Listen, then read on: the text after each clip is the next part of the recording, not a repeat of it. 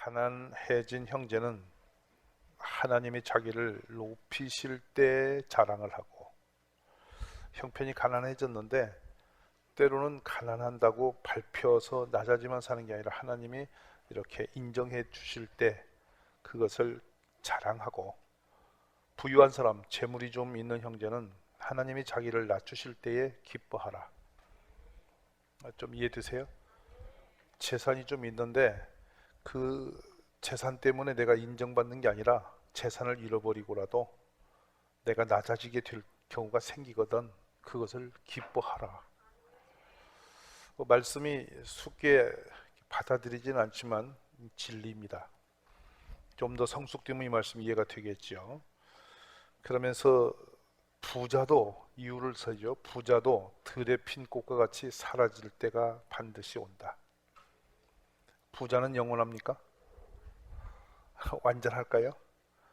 손에 든 재물이 사라질 때가 온다. 어떻게 사라지냐? 11절 봅니다. 해가 떠서 뜨겁게 내리쬐면 풀이 마르고 꽃이 떨어지며 그 아름다움도 다 사라진다. 마찬가지로 부자, 재물도 열심히 추구하다가 부자 역시도 죽음의 길로 간다. 그러니 많이 있는 것이라고 그것이 뭐 자랑스럽고 안전한 것은 아니다는 거예요. 모든 것은 다 지나가는 것이니까 부했든 가난했든 재물 때문에 만족하고 불행하고 그런 느낌을 갖고 흔들리지 말고, 할렐루야. 세상에 돈을 많이 못 벌었다 할지라도 하나님이 나를 이게 인격적 존중받음이죠. 내가 가난할지라도 교회에 들어오면 형제의 자매로 인정받아요. 맞아요, 안 맞아요? 그럴 때 그걸 감사하고 즐거워하고, 또 우리가 부유할지라도 재물이 사라질 때 너무 낙심할 것 없다. 지나가는 것들이다. 양이 진리로운 말씀을 우리에게 주셨는데요. 세상을 살아가다 보면은 재산이 날아가고 건강이 날아지고 명예도 사라지고, 또 내가 이렇게 이 정도 세상 기준이 있잖아요. 주변 사람으로 인정받는 어떤 선에 있다가 그것마저도 딱 무너질 때가 있을까요, 없을까요? 한번 크게 대답해. 있을까요, 없을까요? 평생 그 자리만 영원히 마르고 닳도록 유지될 수 있을까요? 아니면 흔들릴까요? 돈도 건강도 명예도 재산도 흔들릴 수밖에 없다. 근데 그때가 이제 드디어 우리들이 어떻게 반응할 것이냐가 결정해야 할 중요한 시점이라는 거예요. 아멘이세요? 요거 흔들릴 때 못 견뎌서 깨어지고 무너지고 그동안 달려온 거 다 허물어뜨리는 사람이 많아요. 그래서 이 장면에서 한 가지 지금 지혜가 뭐냐면, 세상은 영원한 것이 없다. 다 지나가는 것이다. 아름다움도 풀이 꽃을 아름답게 피웠다가 태양빛이 때려서 시들어지면 꽃도 말라져서 없어져 버려요. 사람의 아름다움도 사라지는 거예요. 사실인데 대답하기 싫죠. 젊음도 사라져요. 1800년대 말기에 그 오페라를 봅니다. 참 이쁘고 아름다워요. 그때 그 사진, 그 동영상 속에 있는 그분이 엄청 젊고 아름다워요. 지금 어디 계실까요? 아니, 어디쯤 계실까요? 50년 전에 그토록 멋을 부리고 화려하게 미모를 자랑하던 분이 지금 어디 있을까요? 아니, 대답해 보세요. 어디 있을까요? 그때 30대 어디 있을까요? 지금부터 30년 전에 우리나라의 최고의 탑스타, 그 이름만 하면 막 애들도 알아볼 만한 그런 유명하고 멋있는, 잡지 표지에 매달 도배를 하고 방송을 켜면 연습곡의 주인공으로 늘 떠오르던 그 여성은 지금 나이가 얼마 됐냐? 80이 돼. 어디 있을까요? 어떤 모습일까요? 젊다고 자랑할 것도 없고 가지고 있다고 자랑할 것도 없고, 그것 때문에 내가 좀 이렇게 우쭐해서 올라간 자리가 있다면 내려갈 날이 있은 것을 잊어버리면 안 된다. 내려갈 날이 있다. 전도서에 아주 신실하게 이 장면이 나오죠. 태어날 때가 있고 자라날 때가 있고 우리가 꾸밀 때가 있고 세울 때가 있고 지을 때가 있고 무너질 때 있고 죽을 때가 있고 망할 때가 있고, 뭐 세상은 피할 수 없는 원리 속에 있어요. 그러니 오늘 내가 뭘 좀 가졌다고 우쭐하고 좀 없어졌다고 그것 때문에 너무나 흔들려서 주저앉지 말라는 거죠. 자, 그런데 어느 누구든지 재산이 사라지는 거, 건강이 사라지는 거, 명예가 사라지는 걸 아멘하고 좋아할 사람이 있나요, 없나요? 그런 일이 벌어질 때 당황한 마음이 올까요, 안 올까요?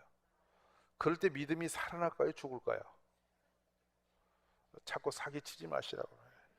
돈이 사라지고 건강이 사라지고 명예가 사라지고 자리가 흔들릴 때 믿음이 살아날까 더 아니면 시험이 들 것 같아. 시험이 들죠. 시험은 따라오게 돼 있어요. 이게 상승 모드로 갈 때는 믿음도 같이 없던 믿음도 있는 것처럼 따라 올라가요. 그래요, 안 그래요? 범사가 막 상승 모드 탈 때는 믿음 없이도 할렐루야가 나온다고요. 근데 아무리 좋은 믿음도 흔들리기 시작하면 같이 흔들릴 수밖에 없어요. 그것이 시험이라고 그러죠. 옳습니까, 안 옳습니까? 충분히 그럴 수 있는 확률이 있어요. 그런데 우리는 그런 상황이 올 때 어떻게 해야 할 것인가를 생각을 할 필요가 있습니다. 그때 당연하구나 기뻐하고. 아멘이세요? 다 망가지고 바닥에 있는 사람이 하나님이 이렇게 눈을 좀 높여줄 때 그를 즐거워하는 그런 사람이 되는 것이 원리적인 우리의 신앙인의 모습임을 선언하신 것이죠.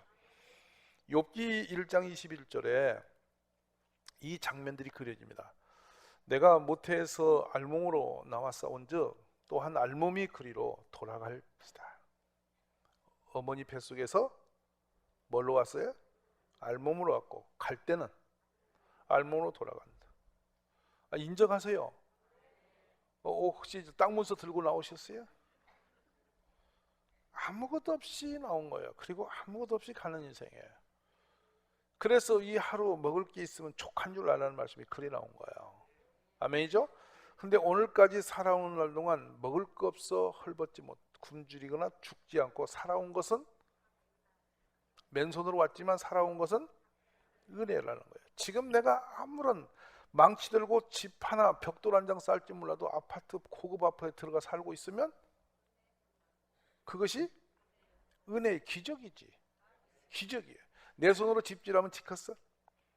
누가 쥐어진 집에 멋지게 키 하나 들고 들어가서 내 것이랑 누리고 있으면 그건 기적이지. 근데 그 들고 갈 수 있어요?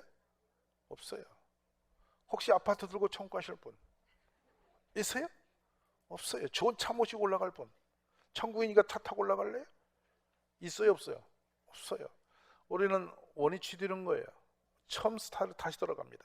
자, 그래서 알몸이 그리로 돌아갈지라 주신이도 여호와시오 거두신이도 여호와시오니 여호와의 이름이 찬송을 받으실지니이다.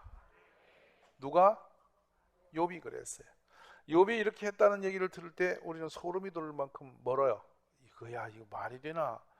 아가 10명이 죽고 재산이 사라지고 다 망가지고 몸도 무너졌는데 무슨 이런 고백이 나오나? 이래서 그래요. 욥기를 그러면 뒤로 밀어놓고 2장으로 가봅시다. 사탄이의 여호와 앞에서 몰려가서 욥을 쳐서 그의 발바닥에서 정수리까지 종기가 나게 했다. 이 종기는 이 구더기가 몸에서 파먹는 그런 종기, 과거에 많았고 지금도 아프리카에 많이 있어요. 근데 이거 그걸 너무 구더기가 살 속에서 파먹으니 어떤 상태가 될까요? 따가우면서 가려워서 못 견디는데 진물과 피가 흐르는 그런 병이죠. 그냥 끝없이 이렇게 긁어서 딱지를 피로 덮인 딱지를 긁어내면 속에 구더기가 나오고 그걸 잡았는데 또 속에서 구더기가 알을 낳아서 씨를 뻗으려 또 파먹고 또 파먹고 이러니까 이게 뭐 어떻게 해볼 수가 없어서 이렇게 어려운 상황이 되어졌는데 이게 어디까지냐면 머리 발바닥까지 이 벌레가 파고들어 파먹고 있다. 그러니 너무도 괴로워서 재 가운데 불이 탄 재 가운데 회개하는 마음으로 올라가서 질그릇 조각을 가지고 몸을 긁어 파기 시작했다. 그 절망적인 그때 그의 아내가 그에게 다가와서 당신이 그래도 당신의 온전함을 굳게 지키느냐? 네 믿는 하나님을 욕하고 차라리 죽어라. 이 말은 남편이 그러고 있으면 울든지 탄식하든지 어떻게 막 괴로워해야 되는데 할렐루야 하는 모습이 보는 아내로 하여금 너무도 버거워 보이니까 에라 인간아 그런 하나님이 네 믿냐? 네 차라리 요거 죽어버려 이렇게 말했다 이 말이야. 여러분 이 말씀을 보면은 욥의 아내가 악한 여자 같습니까? 정상적 여자 같습니까?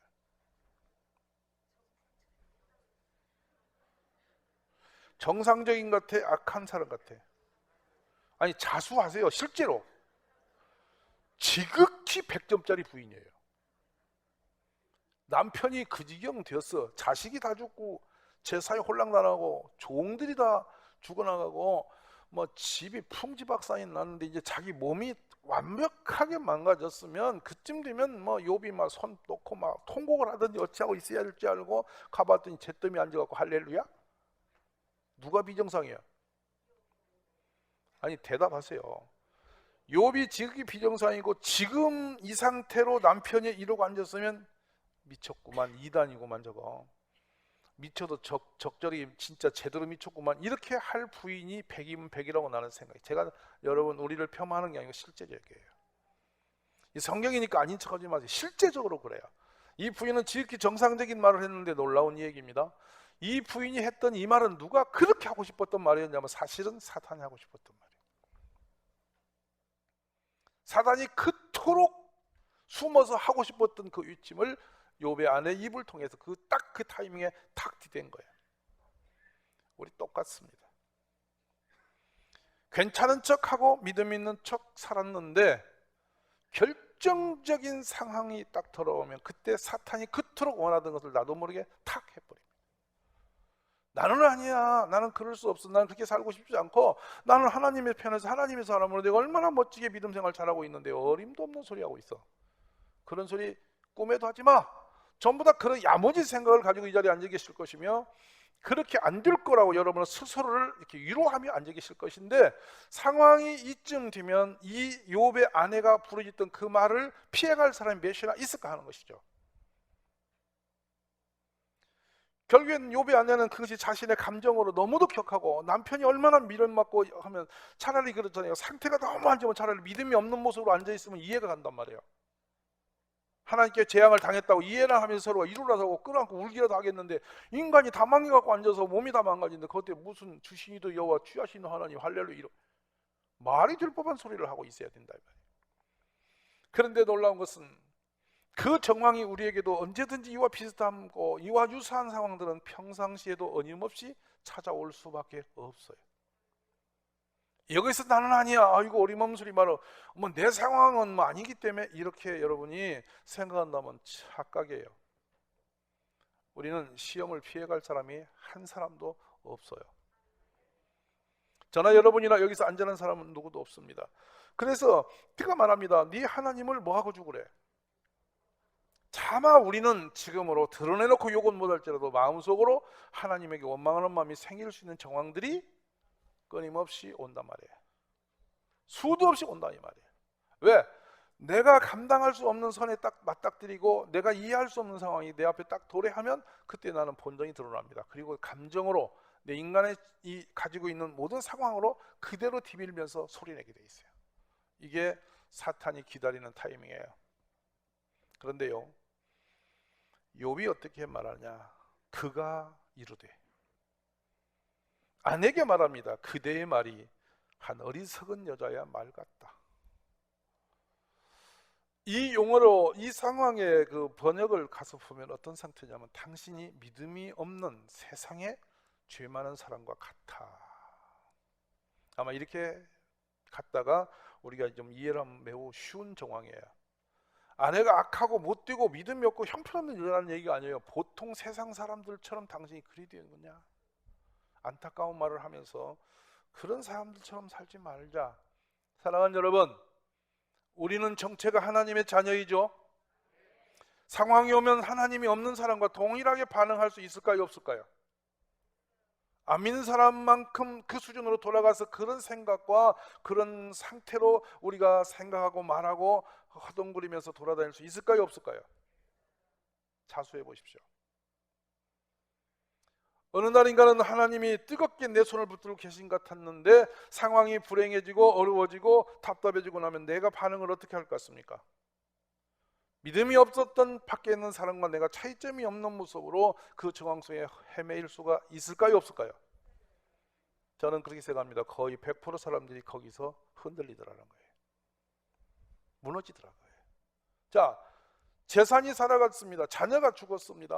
어떤 상황도 없이 그런 상황이 되면 억울합니다. 속이 상하죠. 그리고 전능하신 하나님을 그렇게 정성껏 믿었는데 따랐는데 어떻게 이런 상황이 일어날 수 있단가? 하나님이 살아계신다면 나에게 이런 식으로 반응하시면 안 되지. 죽은 자도 살려내야 되고 망한 자도 이렇게 해야지. 어떻게 내가 망하고 내 자식이 죽을 수 있어? 그런데 이것도 연타로 이렇게 계속 한 건도 아니고 연타로 치고더니 이제 걔는 내 몸까지 망가뜨려. 이렇게 되어졌다면 여기서 욥의 아내와 같은 정황을 벗어날 수 있는 사람이 저는 거의 없다고 보는 거예요. 근데 우리는 그렇게 반응이 안 되는 이유가 뭐냐면 이런 성경 말씀을 우리가 듣고 배우고 익히기 때문에 이제는 이것을 우리가 피해갈 수 있고 이걸 믿음으로 이길 수 있어져야 된다는 얘기를 하는 거예요. 아멘이세요?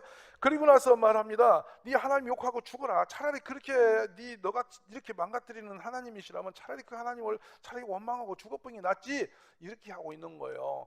여기서 욕하고 죽으라는 용어가 한글로 풀어서 그렇지 하나님 원망하고 죽어. 차라리 이렇게 말한 거예요.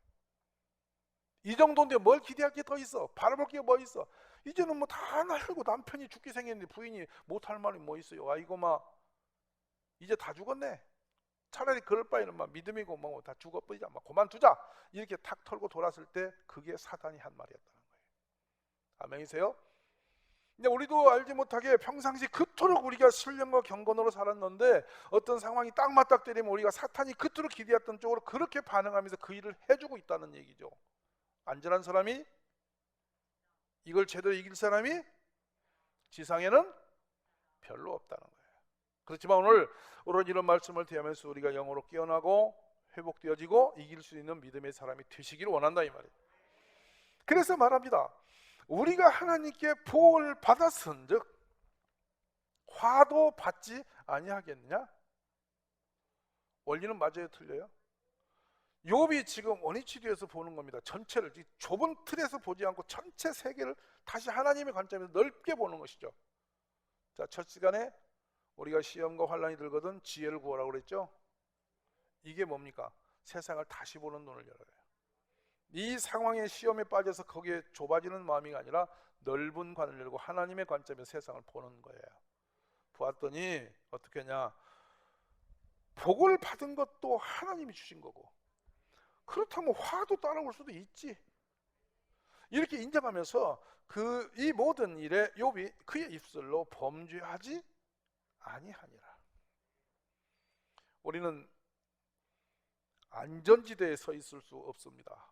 세상은 변합니다. 상황도 바뀝니다. 언젠가는 정말 봄꽃이 피는 아름다운 아지랑이 넘칠 그런 언덕을 춤을 추며 가는 것처럼 달려가는 인생이 있어요.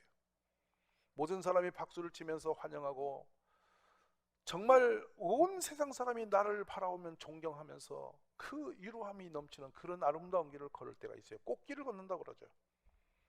그렇지만 꽃길은 영원한 꽃길은 없어요. 꽃은 시듭니다. 이 땅의 명예도 지나갑니다. 모든 권세도 사라집니다. 인기는 그래서 바람입니다. 기, 바람, 공기처럼 사라져버립니다. 아무것도 없이 다 떠나버린 채 이제 바닥으로 팽개침을 당할 때가 반드시 있습니다. 그때에 우리 마음이 어떻게 되냐? 하나님이 여기까지 주셨구나. 주님을 인정하면서 스스로 일어서는 믿음을 가지라는 것입니다. 일생 동안 굴곡이 없으면 좋겠지만 굴곡은 있고요.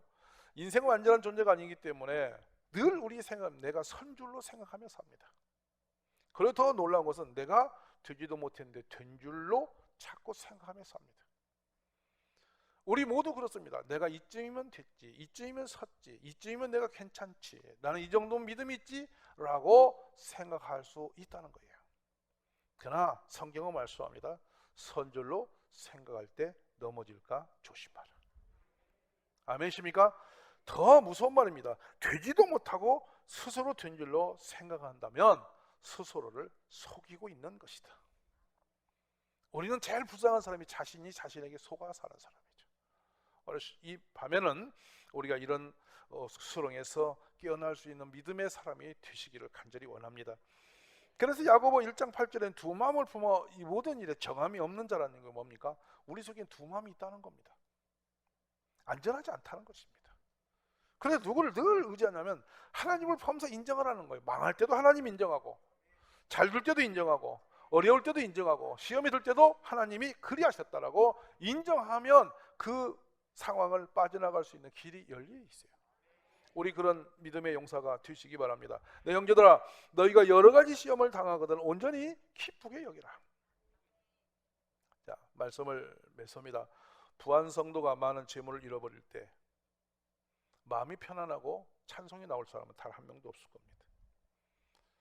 어떤 사람이든 본인이 누리던 지위와 권세와 명예를 잃어버릴 때 그 자리에서 춤을 추며 기뻐할 수 있는 사람 아무도 없을 겁니다.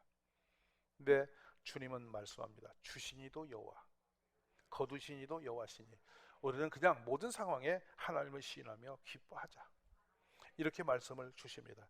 여기 낮아졌다는 말은 이게 전부 다 어디로 이렇게 연결이 있는 동일한 언어를 보면 겸손함입니다. 낮아졌다, 겸손함으로 이어지는데요, 서로 마음을 같이하며 높은 데 마음을 두지 말고 도리어 낮은 데 처하며 스스로 지혜 있는 채 하지 말라. 종종 저는 그 장면을 연상해 봅니다. 잔치마당에 초청을 받았습니다. 주인이 보이지 않았어요. 높은 자리 마땅히 내 자리인 줄 알고 올라가 앉았어요. 그랬더니 주인이 오더니 어이 당신이 왜 거기 앉았어? 당신이 자리가 아니라고 말단 자리로 끌어내렸다. 스스로 저 자리는 내 자리라고 생각했더니 밀려가는데 그 모습이 얼마나 슬프고 망신스럽냐. 낮은 마음을 갖는 것이 복이다, 이 말씀을 주신 것입니다. 그래서 스스로 낮은 자에 처하자. 고난을 바라보는 눈입니다. 고난과 환난을 당하면서 우리가 깨달을 눈이 열려야 되는 것이 있습니다. 로마 8장 17절입니다. 자녀임은 또한 상속자 곧 하나님의 상속자요 그리도 함께 한 상속자니 우리가 그와 함께 영광을 받기 위하여 고난도 함께 받아야 할 것이니라. 자, 로마서 5장 1절 2절에는 우리가 믿음으로 의롭다 하심을 받았으니 우리 주 예수 그리스도로 말미암아 하나님과 화평을 누리자. 또한 그로 말미암아 우리가 믿음으로 서 있는 이 은혜에 들어감을 얻었으며 하나님의 영광을 바라고 즐거워하느니라. 다만 이뿐이냐? 우리가 환난 중에도 즐거워하나니 이는 환난은 인내를, 인내는 연단을, 연단은 소망을 이루는 줄 알미로다. 히브리서 12장으로 오늘 말씀이 결론이 지어집니다. 주께서 그 사랑하는 자를 징계하시고 그가 받아들이시는 아들마다 채찍질 하심이라 하였으니 너희가 참음은 징계를 받기 위함이라 하나님의 아들과 같이 너희를 대우하시나니 어찌 아버지가 징계하지 않는 아들이 있으리요. 징계는 다 받는 것이거늘 너희에게 없으면 사생자요 친아들이 아니니라. 우리 육신의 아버지가 우리를 징계하여도 공경하였거든 하물며 모든 영의 아버지께 더욱 복종하며 살려하지 않겠느냐. 할렐루야. 어떤 상황이 올지라도 밖에서 일어나든 내적으로 일어나든 환경에 의해서 흔들리는 믿음이 된다면 불행한 것이다. 결론입니다. 주실 때도 감사하고 떠날 때도 감사하고 세워질 때도 감사하고 무너질 때도 감사하고 오르막길에서도 감사하고 내리막길에서도 감사할 수 있어야 그 믿음이 진정한 믿음입니다. 땅에 매인 사람은 절대 내려가는 걸 용납할 수 없습니다. 땅의 것만 바라본다면 그는 우리는 땅의 사람이 아니고 하늘의 사람입니다. 땅의 것이 왔다 떠나 할지라도 그것 때문에 우리가 그렇게 흔들릴 이유가 없어요. 아무리 여기서 어려움이 당할지라도 우리의 바라볼 곳은 예수 그리스도요 천국이십니다. 우리 그런 믿음으로 승리하는 가족들이 다 되시기를 주의 이름으로 간절히 축원합니다.